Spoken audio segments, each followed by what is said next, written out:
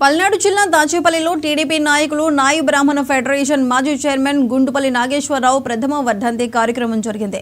ఈ కార్యక్రమానికి హాజరైన గురుజాల ఎమ్మెల్యే ఎరపతినేని శ్రీనివాసరావు స్వర్గీయ నాగేశ్వరరావు విగ్రహాన్ని ఆవిష్కరించారు. నాగేశ్వరరావు కుటుంబ సభ్యుల్ని అన్ని విధాలుగా ఆదుకుంటాం. నాగేశ్వరరావు మరణం పార్టీకి తీరని లోటు.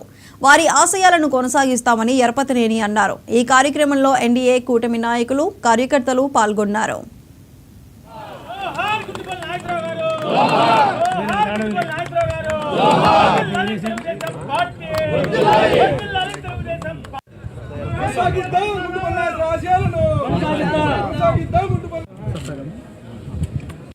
పార్టీ ఆవిర్భావం నుంచి కూడా పనిచేసి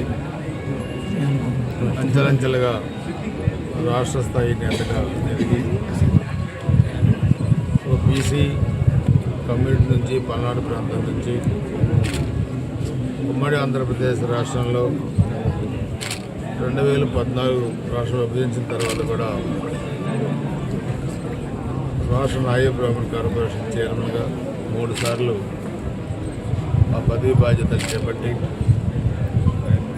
జాతీయ క్రమశిక్షణ సంఘం మెంబర్గా తెలుగుదేశం పార్టీలో క్రియాశీలకంగా వివరించారు గుండుపల్లి నాగేశ్వర గారు. గురుజాల నియోజకవర్గంలో కూడా అనేక కార్యక్రమాల్లో పార్టీ అప్పగించిన ప్రతి కార్యక్రమాన్ని కూడా అన్ని విధాలుగా పురస్కారాలు తెలుసుకొని నెరవేర్చడం జరిగింది. పార్టీకి అంకిత భావంతో కూడా పనిచేయడం జరిగింది. దురదృష్టవశాత్తు అనుకోని విధంగా ఎవరు ఊహించని విధంగా ఆకస్మిక మరణం చెందడం ఈ పార్టీకి అదేవిధంగా కుటుంబానికి కూడా తీరని లోటు. 5 సంవత్సరాలు అపోజిషన్లో కష్టపడి పనిచేసిన వ్యక్తి అధికారం రావడానికి దగ్గరలో ఉన్న టైంలో చనిపోవడం అనేది బాధాకరం.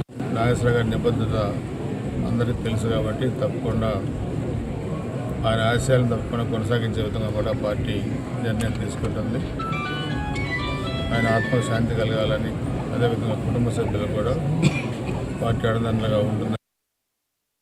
ఇంటింటికి స్వచ్ఛమైన నీటిని అందించాలనే లక్ష్యంతో ప్రారంభమైన మిషన్